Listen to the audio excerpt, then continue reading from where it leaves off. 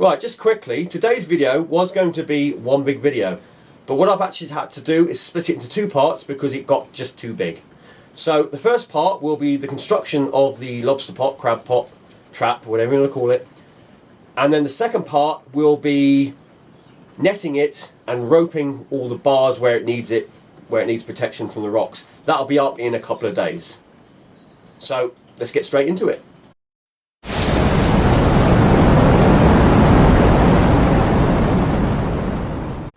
Well, it's like this most of the time now, just pouring rain.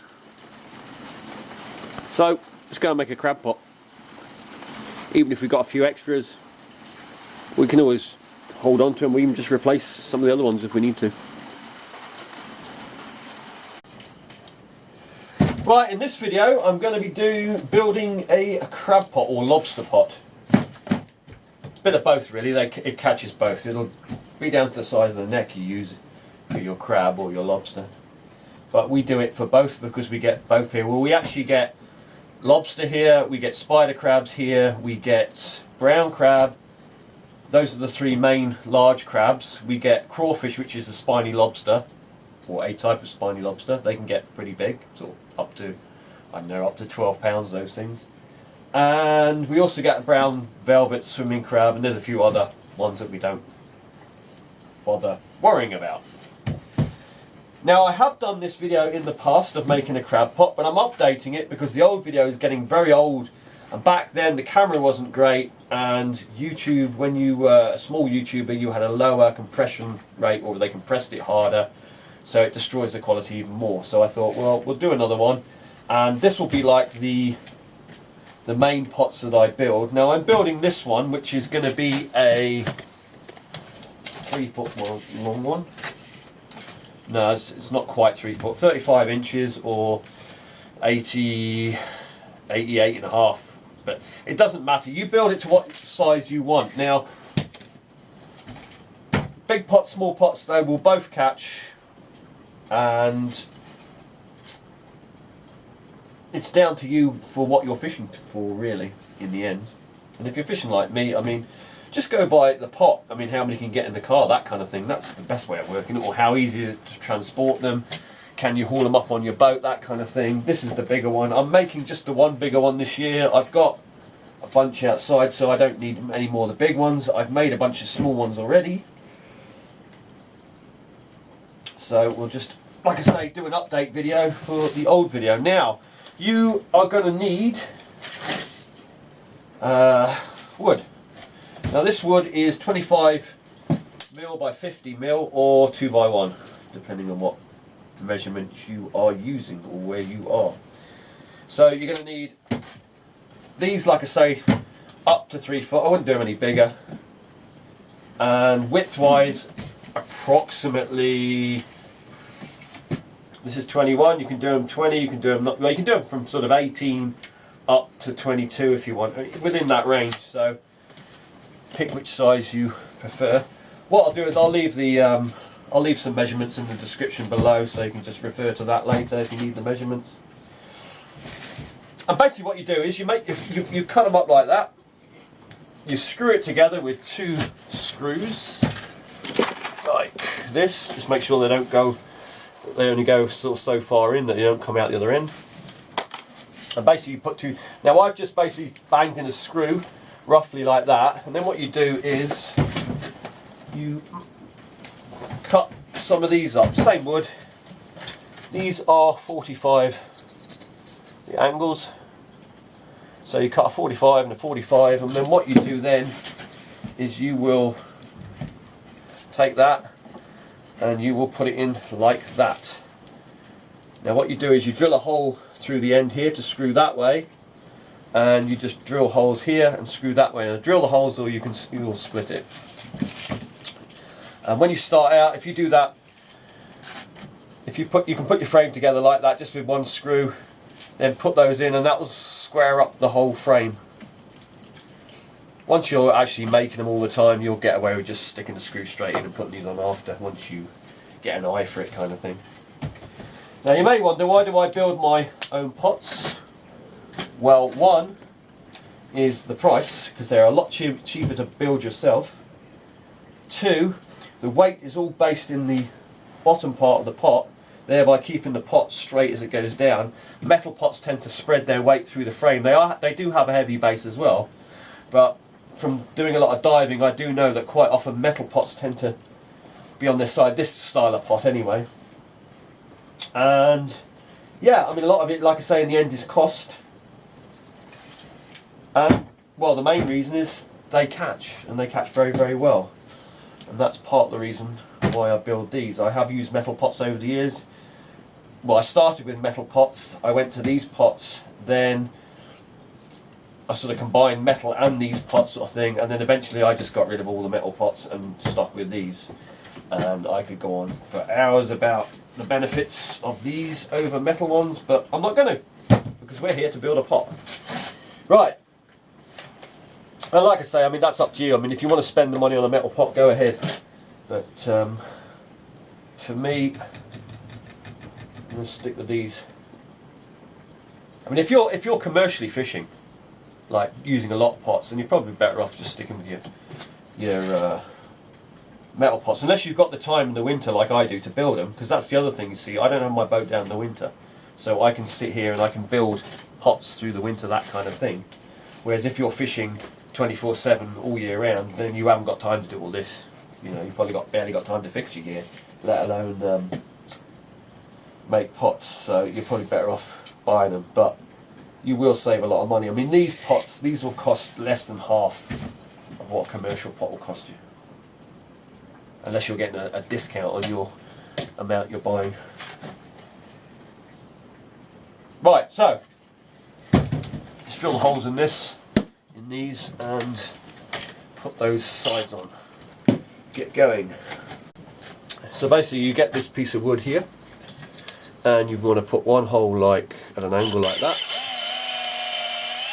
So you're going to put a screw through like there, and then this one on this side, you just bang 2 screws, holes, 2 screws,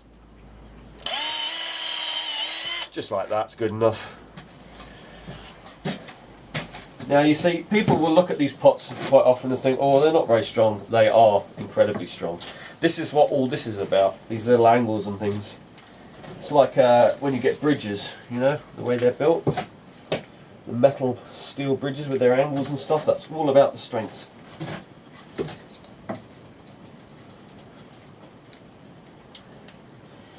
Now the art with these, building these pots as well, is when you put your net and stuff on, just check that that's good. When you put your net and stuff on as well, the net will hold everything together, but also when it comes to the pot, you only want to buy your net strong enough to last the life of your pot, kind of thing. You don't need your net to last like 50 years and your pot lasts 10. You want to try and get them to both wear out at the same time. Is it ideal? What you've got to do is line up your wood on the side like that. And what I would do is put that in there like that. And that's it. And then I'm not sure if these screws will be long enough actually. I might need a longer one. Just use some of this.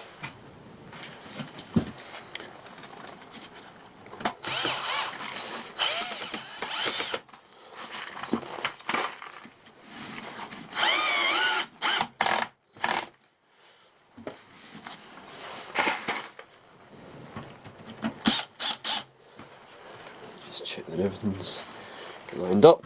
It is.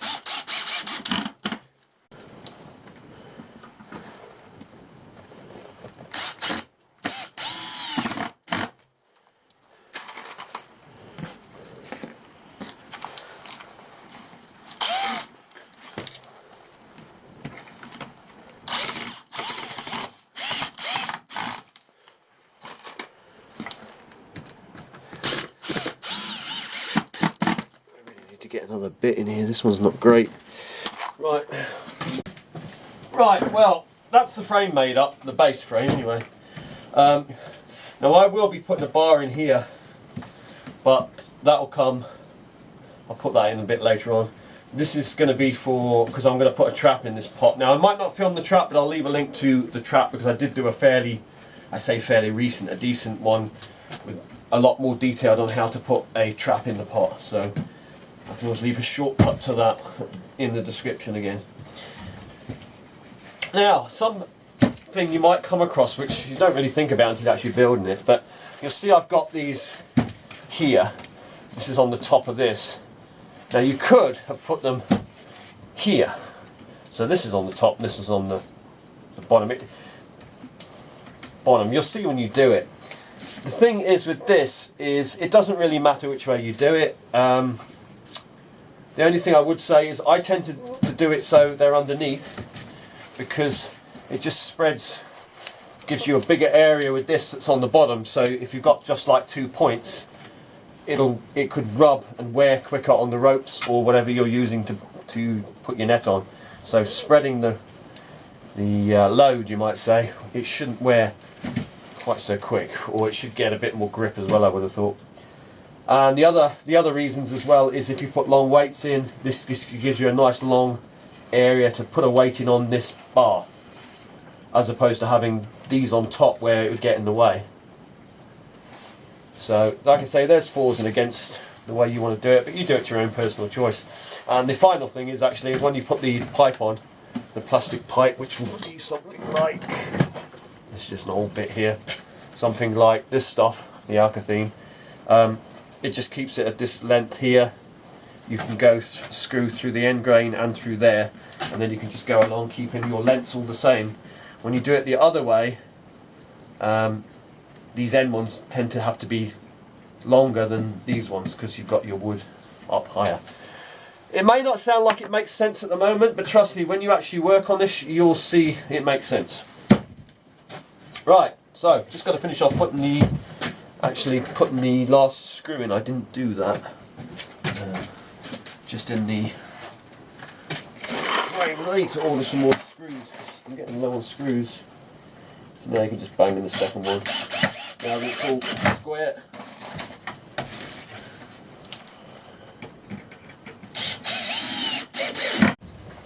Right, so we're going to be putting the bar in here. You don't need a bar if you're just doing a straightforward pot with no traps, anything like that. If you're putting a trap in, well, I say you don't. If you make big pots, you might want to put a bar in just to added strength. If you're making smaller pots, you don't need this. But if you're using bigger pots or you're using a trap in it, you're going to need this. Now, where do you put it? Well, these plastic pipes, which we'll do in a minute, these things, you're going to screw onto here. I don't put them into the wood because you weaken your pot if you make a hole into the wood. So leave your wood solid, because shipworm will start eating this over time. I mean, it takes years for it to get destroyed, but obviously if you drill a hole, they'll get through that wood pretty quick, and then your pot could snap. And once the base snaps, that's when your pot is kind of ruined. You can put a new base on, but it's a lot more work replacing the base. The little sidebars we'll use, if they break, you can just slide out, slide in a new one, but the base, you want your base to be solid. So we'll attach those on there. So what you need to do is, you're going to need about 3 to 4 inch from the end of the pot, like this. That's just to keep the neck away from the end of the pot. Then the necks we'll be using will be these large ones, because they will take crab, they will take lobster, they'll take everything. So everything will fit in them basically. So on this pot I'll be using that. Now these are 9.5, I think. Yeah, 9.5 at the top. So we'll go 10. So 3 or 4 inch from the end. Then you want another 10. So we'll say 4 at the end and another one, so 14. So that takes us to here. So once you get to 14, there. And your pipe will go on this side of the 14, obviously. And that is exactly where you want to put that bar, right there. It's not exact science, it doesn't have to be perfect. But just bang that bar in there, because when that pipe comes over, that's where the trap, where you'll attach your trap, which will taper up kind of thing. So that's the mouth of the trap. Right, let's put that there. What I should do really is make life a bit easier. Let's just mark everything here. So I know it's going to be 14, so because I'm going to go 4" from the end, being it's a bigger pot. So 14 is to there, 14 is to there. Now the only thing you've got to take into account is obviously the width of your pipe. So, but like I said, we've done I said 3 to 4 inch, but if you put that on the 4 inch, that'll take you back ½ inch. So you still leave your 10 for your bucket. Plus those pipes will bend a certain amount when you put your neck or your bucket in. When I attach these, I do go through the wood. I just you can screw them like that, sort of at an angle either side if you want. I tend to just bore a hole through the end and ram a screw through there, then just put a locking one either there, or you can put a second one if you want. But get this in, it's a little bit tight. There we go, that's fine.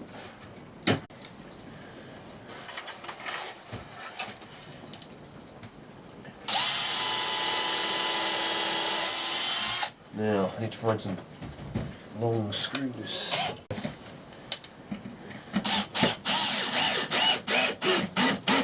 You don't normally have to worry too much about the screws corroding. Not the ones in the wood, they tend to survive for years.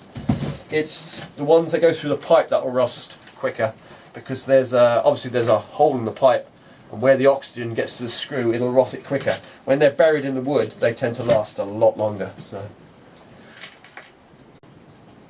Now the great thing about building your own crab pots is you can do any design you like, and of course you've got the satisfaction of when you catch something in it that you built that yourself, and that always makes the food taste better, don't you know? But no, apart from that, obviously you're going to build your pot. You can do lots of different designs, and it depends what area you're into, what's going to catch best.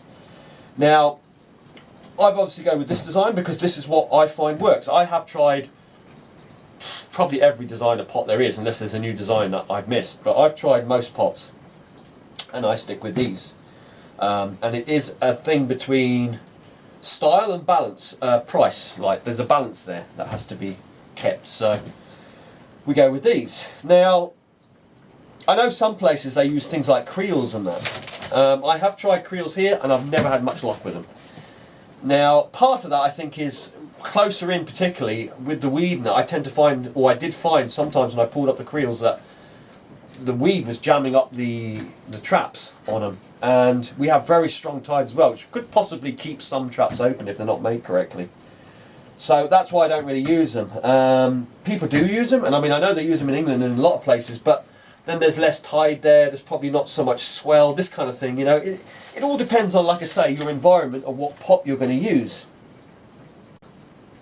Plus, your style of pot can also depend on how you're fishing it. If you're fishing from a dinghy, a kayak, a large fishing boat. I mean, of course, you might use different styles to suit the kind of boat you're using. And to carry them around, because, you know, carrying pots around can be a right pain in the arse if they're too big. Right, so now we're going to put on the pipe, and I'm going to use this one. I've got a thicker one, but we'll go with this one, because I could use this up out of the way. Gives a bit more space in here. Length of pipe, now I think it's about 1 metre to 1.10 m, I think, or maybe 120. I've got it written down actually, because I do several different designs, so I keep the sizes written for each one, because obviously over the years I've been trying different designs, flatter, higher, wider, shorter, that kind of thing, trap, no trap, just trying to see which are the best pots. And to be honest, I mean, like the trap versus the no trap, not a lot of difference. If your pots are left out for weeks, there is a small difference. Size of pot, not a lot of difference. So so there are little variations. Certain things will catch better. Obviously a smaller pot isn't so great for spider crab, because if you get lots of spider crab, there's no room in the pot.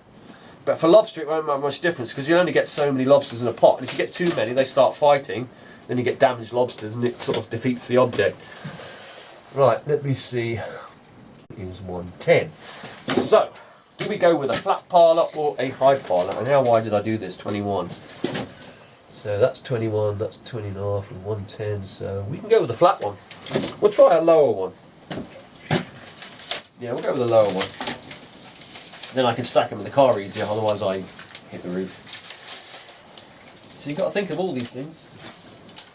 So I'm going to do this at 1.5. You can do it, like I say, do it at 1.10 if you want it higher, or you can do it at a metre if you want it really flat. It's entirely up to you.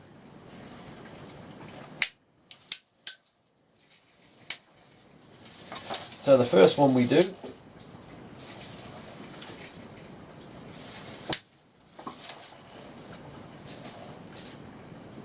so if you're in inches still, 41 to 42 inch, you'll notice I tend to jump from metric to imperial, but that's kind of, I don't know, we were brought up with both sizes and I just pick whatever it's closest to, so I don't stick to one particular one.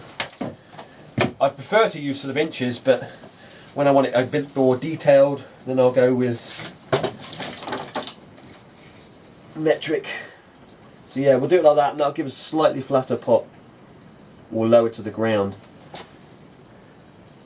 Like I say, it doesn't make a lot of difference, the high ones and the low ones. The low ones might be better when the weather's a bit more sloppy, because they don't have to climb so high up on the pot and expose themselves too much. Right. So that is one.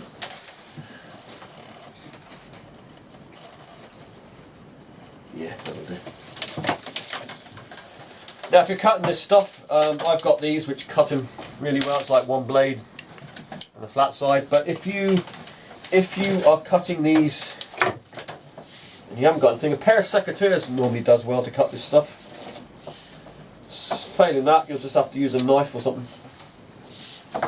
So what I do is I take one pipe like that and then I measure all the others off the one pipe. Staying with that one pipe, because if you keep changing it, your sizes can slowly vary. So, and of course when you do this, stay on the side, don't go over the top, because your sizes will change. Keep it on the side as perfect as you can. Like that, and then just go like that. Now if you're just doing a regular pot, which is basically the D pot, you will need 4 of these pipes. If you're doing one with a trap in it, then you will need 5 of these pipes. Now the regular pots versus the parlour pot, the catch rate, if you're doing them fairly regular, isn't much difference in it. But the parlour pot, which is the trap pot, if you build those, which is what we're doing here, the cost goes up quite a bit, because you're using a lot more net for that. You're using an extra pipe, you're using more wood, all that kind of stuff, extra screws, you name it. So, and it takes a lot more work to make the parlour than it does to make the D pot. If I was starting out and you were going to build your first ones, I would start with just the Ds until you get used to making them, and then move on to the parlours later, unless you're competent enough to do these trap ones straight away, fine. But like I said, there's not a lot of difference apart from the cost is going to shoot up, and you can knock out these Ds pretty damn quick, whereas the parlours is going to take you quite a while, because like I say, you've got to put all that trap in them and that, which makes a lot of work. So 1, 2, 3, 4, 5, and a bit left over. Right, we've got our 5 bars. Now we still need to put a piece of wood in these pots, and that piece of wood is going to be, when we've got this on here, is going to be there. Again, that's all part of the structure of the frame, because you've got bars that way, and the angles and that, and it all makes the pots strong. How long were these? Were they 40? I think they were 40. Is that the box? 45, 4.5 should I say, and 40. So 4.5, 40. What I do is that isn't the right screw, that one is. So I put one into the normal wood there, and then I'll put a long one down the end grain, because the end grain won't grip. And put a big, heavier screw down there, because these are the corners. So if you do 4 big screws on the corners, then the normal ones, and then when you do the pipes along, you just use normal 4.5 by 40 screws. And you only need 2 a pipe screws. When you bring your pots up, if you bring your pots up each year or whenever, you can always go over your pots and just add an extra screw in the pipes if you feel you need to. I wouldn't do it straight away because obviously they're going to rot the same speed as the first ones you put in. But if you add one after a year or so, or a couple of years, or however long, depending on what you're using, you can strengthen your pots up each year or just repair them.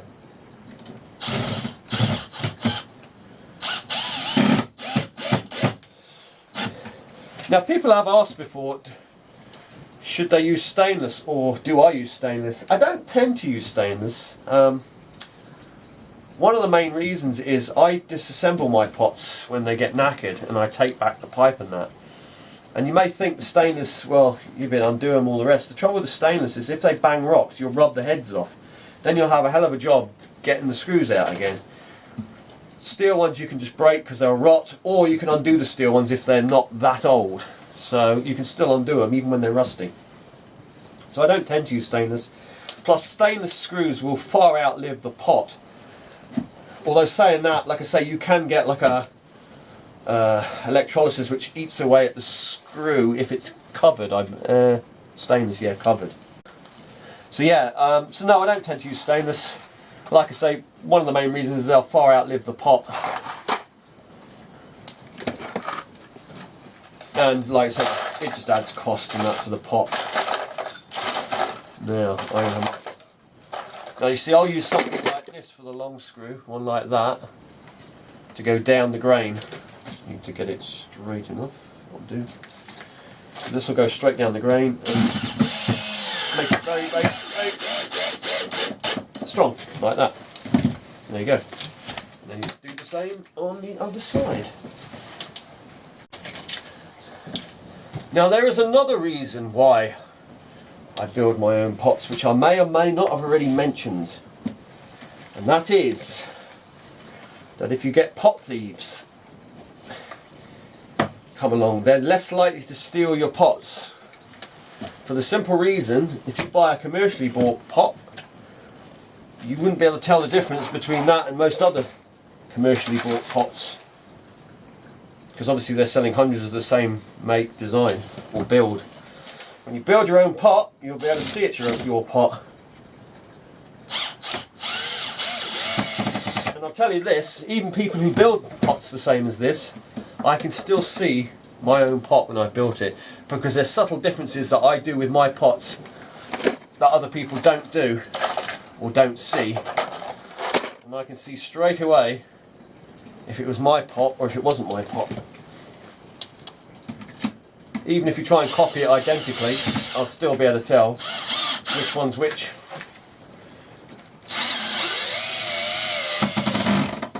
So if you steal my pots and you use my pots, I'll find out.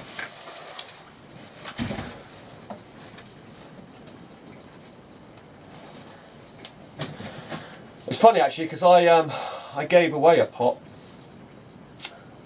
one time and it washed up on the beach in the winter, and I could even tell that that was the one that I actually gave away. And apparently it was. Apparently the person who had it, they got it jammed in a rock somewhere and they couldn't free it.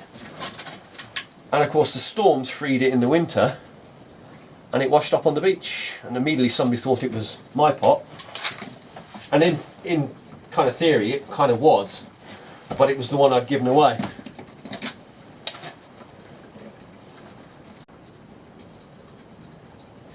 Right, that's the ends done. Now we've got to put the centre parts in, and the centre parts, well, we know we've got to go 410 straight away, and then we do this one. I like to leave about, well, the traps vary. I mean, you can make them big or small. I like to leave about 9 at the end at least, or a space of 9. I think it's 9. I've lost my tape measure again. There it is.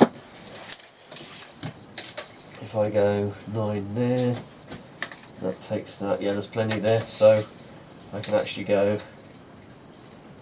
say, 10 there. Yeah, I can go actually to 9. So yeah, it's just wherever you're putting this bar now, here. This will be for with a trap to tie your trap to, so you've got the ends of the trap tied to the plastic. You don't really want strings anywhere across inside your pot, because crabs will get their legs caught and they spin and they get twisted up and they're a right pain to get out. So try and avoid too many strings and things hanging in your pot or lines going across, because, well, spider crabs do it. Shankers aren't so bad. Lobsters, if you don't get spiders, then you're probably all right.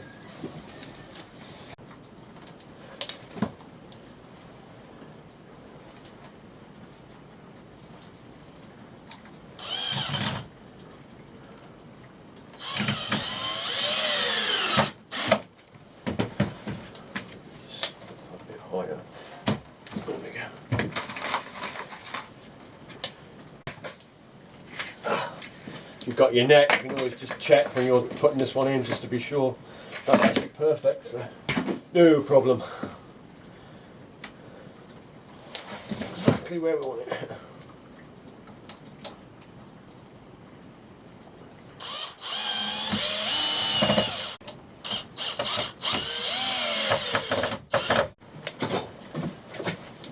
Now you may think that a few screws it's not going to hold this pot together, but it does. And it's not just that. Once you've got the net on, once you've whipped the rope, your whole binding of the rope and the net is all part of what holds everything together. It's not just about the frame. Like I say, it's the frame, but then the frame is reinforced with net and rope, and they are incredibly strong, these pots. That one seems a little bit long. I don't know if it's just bent slightly different. It's possible. I'll have a look at it in a minute. If you get any that look a bit odd, just move them if you think it's too high. You normally tell by getting the neck and putting it in between. Yeah, that one does seem fractionally high, but what you're going to look at is if it's bent the same way, it might have a tighter curve on it. And I think it does. So if you get that, what you can do is you can just put it down like that, and then just, once you've screwed it of course, just do that to it and it'll work out. Once you put the side bars on, it'll straighten it. And like I say, normal pot you'd do it like there, but because we're going to put a trap in this one, we do it to the side there. Right, still got to put one more in here, and I think there might be one more on the other side. I'll have to check. The thing is with these pots is they'll be a lot stronger when they're actually wet, because the wood will take up the water, like the bars and that, and then they become more they get more spring to them. So like when they're dry, if you whack the bar you'll break it, but when it's wet it'll just bounce. It won't. So if they drag around and hit rocks and things, they tend to bounce more than actually break. So when your pots are dry, or super dry, you just got to be a little careful moving around. You don't chuck them around or throw things on them or jump on them to break the top bars. But when they're wet, like I say, the wood gets a flex to it, so like a shock absorber. Like you'll notice if there's a big storm, quite often they'll come out usually in one piece. You will get the odd broken bar when they get old, but they usually come out in one piece fine. And you'll find steel pots will be bent and buckled. And like I say, it's just the fact that when they hit things, they tend to be able to take the shock, whereas a steel one just bends, or can bend. But it's weird. I mean, I've put these pots down in some areas that take the worst conditions you can imagine, and they literally come up with not a single bit of damage. Yet another year I'll have a pot down there and it'll get completely smashed. So a lot of it's down to the ground swell, not to the actual surface storm. You can have 4, 6s, 8s, but it's that ground swell, the swell that lifts things up from the seabed, or when you get huge waves pulling up and down on the bobbers. But like I say, a lot of times it's when you get a ground swell that throws things up, and it can do it with anything. And if you think a heavy steel pot can stand it, I mean, some of the large commercials, they've got strings of, I don't know, 20, 30 pots, and these things have been thrown right over the top of rocks before, the whole string. So you can't always escape it. Sometimes you just got to work with nature, know your pot's going to move a bit. but make it like with this so that it sort of bounces off things as opposed to actually breaks. So like I say, whenever you make stuff or try and do stuff, try and work with nature if you can. You know, you can build something that you think is that solid, but the power of the sea is incredible. And you know, when they first built one of the slipways over here, they used blocks the size of like the, you know, huge granite block. First storm we had, they were lying across the beach. You know, they actually go and get cranes down there to move the rocks back because they hadn't like pinned them together. They just put these massive rocks and thought, yeah, the sea will never move that. And like I say, first major storm or big storm, and it smashed up the slipway. They had to come back and do it all again. You can never underestimate the power of the sea. So like I say, in all cases try and work with it. Like with bobbers, markers, if you put too bigger ones, it's going to lift your pots, they're going to drag away. Obviously if you put too small, they're going to go under. You get it right and you get a balance between not too big and not too small, but enough that they can take the shock and not throw your pots around. But at the same time keep your markers up so that people can see them. Right, we've got that bit. I need to do the end bars now, so I'm going to go and cut those. I've got one piece I can use here. Just look at my size. Now when you do these ends like that, you have to do them when you make the pot, because it all depends on your plastic and that. There isn't a set size. You just put these in once you put your plastic on, and you'll know, because even if you do these and you put them up a little bit high, a little bit low, they will adjust the height. So you have to do them custom make them. So basically, and check both ends because they can vary if your pipes are slightly different. So basically what you do is you put it on there and you mark it to the top like that. Then what you do is you'll notch out there so that I can notch into there, so it goes underneath and that screws down. And also when you cut this, when you notch it, which will be like sort of like that for the pipe, which will go like that, when you do that, you see I've put it in the middle, just offset it to the side, because what you'll do is you'll put the thicker bit inside the pot. It's just so that it doesn't do that, so you're not tilting, because obviously your plastic is on the side of your wood, not in the middle. So you just want to offset it a little bit, just so your wood's not sticking out too far. Again, until you actually do it, it'll make sense when you actually do it, more so than me telling you. Right, I need another bit of wood. Let me just check that this is the same height. Yeah, near enough. It looks a little bit lower, but check that again. Yeah, no, it's about the same. Right, so we've cut these. I haven't checked them yet. So basically it looks like that. It's just a notch. That's just straight, and then the idea is they go in here if it fits, putting the wider end inwards and putting, there you go, like that. And then we'll put a big screw down there, a long one, and we'll drill holes underneath and put 2 screws up.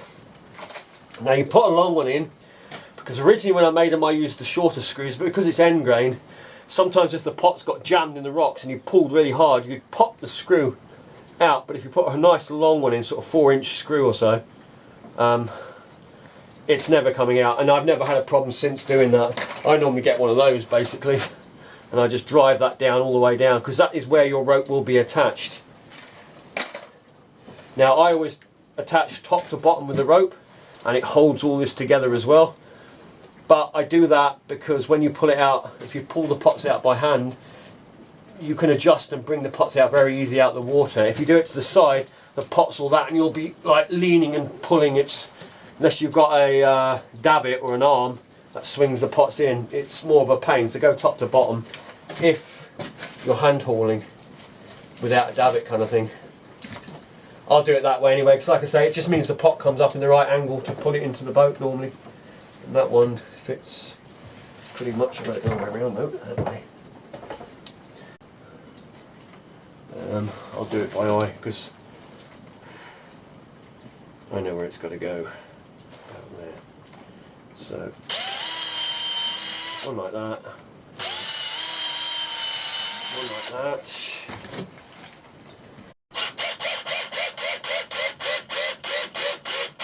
There we go. Now while I think of it, you can put doors on these if you want. The only thing is you need to notch an L in here and just attach it on and take away this top bit, so that when you close the door it shuts flush with the other pipe. And if you do use doors, you'll probably buy the doors. You can buy the metal doors. If you buy a metal door, you'll have to make the pot to fit the door. So all these curves, you want to make them the same or just a little bit small, so it just goes inside it with the door. The only thing with putting metal doors on, you are going to raise your costs, because those doors, they cost a few pounds, so it'll bump the price of your pot up. But that's if you want a door. If you don't have a trap in your pot, you don't need a door with a big net. You can empty it very easily without. The other alternative is you put a string here that you can untie so you can tip stuff out. That way you can empty from the top like I do, and if you do get anything in there like a conger and that, you can just open the end up and tip it out. And like I say, if you're only doing a few pots, it's not a problem. Doors and things like, again, it's for making it easy, but it's also for commercial use when they're emptying 500 pots, not when you're emptying 2 pots. So you've got time to undo a string and string it back up with just a little hook that you can hook on the net. Okay, now what we do is we put these. Now I've got some pre-cut that I cut earlier. This is actually just a bit of old decking, like the offcuts, some decking. So it's been treated and pressure treated and that, so it's pretty good. You can use the same wood, although I'd probably cut them in half, the 2x1s. You don't need to have them so thick, or you can split them and use them like a plank kind of thing. But usually they're sort of custom cut, because I don't want them as big as a 2x1. Because the thing is, if you use 2x1s, you're going to need to soak your pot, because it's a lot more wood. It'll be a stronger pot, but you want to soak it for a day or two. The same with these pots. When you first put them out, put them somewhere out of the way of bad weather, shallow. Let them soak for a couple of days, or a day, or at least 24 hours to 2 days, say. Let the wood take up the water, then there'll be no buoyancy left in the wood. They'll pretty much be almost kind of neutral if you took the weights out. And yeah, just let them soak for a day or two before you start putting them out into any kind of strong currents. If you don't have strong currents, then you probably don't have to worry about it. Right, so I'll use the 2 rounder ones for the top, or the 2 ends of the decking, like so. And I'll use 2 of these slightly bigger ones for the sides. Okay. Now, where do you put them? I think I normally do, I think it's 7" from the base is where I put one. The top you'll know, because obviously you've got the neck in there. So the neck would go there. And then whatever size your neck is, you put these to wherever the neck goes. Like one there, and one there. Now as you'll see, I actually leave mine longer.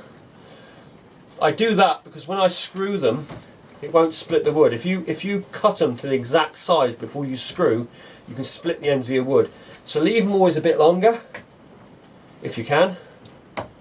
And then you can screw straight into that and then cut them off afterwards. Because when you cut them off as well, you don't want to cut them straight, just give them a slight angle. And that just avoids these corners just digging into rocks or catching on things if you just angle them slightly. Makes a cleaner pot as well.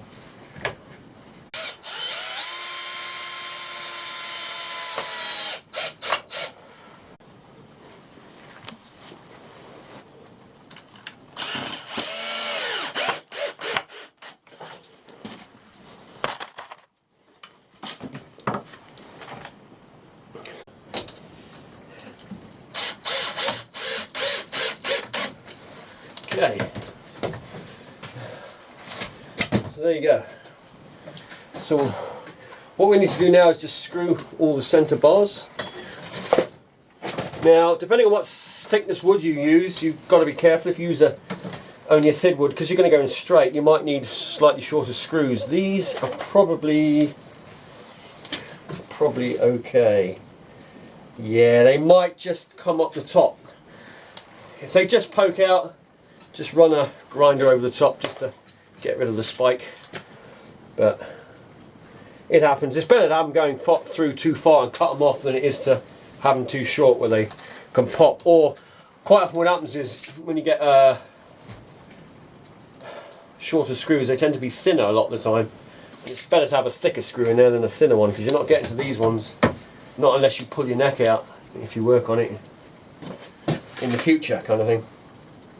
So what I'll do is I'll actually cut the ends off just so they're not in the way. So what I do is I just go on in line, tilt it a little,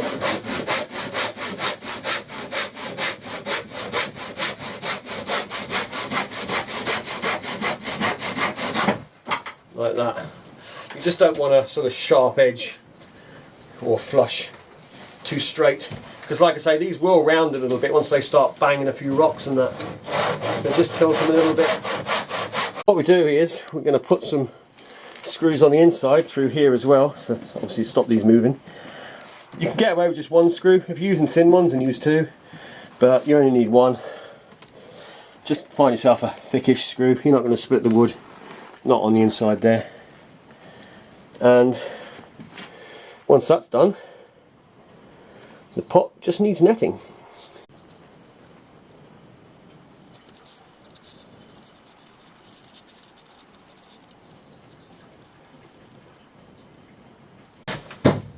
So there you go, there's the main frame done, neck fits in. Now I will show the netting, although I probably won't do that till tomorrow because I'm going to put the trap in. I'm not going to show that in detail. What I'll do is I'll leave a link in the description, and if you want to see how to put a trap in, there's a separate video on it, because I do a lot more with the camera, so you can see what I'm doing with that one, and I'm not going to do that again because like I said, there's a whole video on just doing the trap anyway. So if you want to see that, link in the description. But once that's in, then we'll go on to putting the net on, and we will just be buying shop bought net. You can get a netting needle and you can do the net, make your net, but to be honest, for me it's just a lot easier, quicker, and probably just as cost effective to buy the net and just plonk it straight on. But that's entirely up to you. If you know how to make net, make it. If not, just go and buy yourself some net and wrap it on.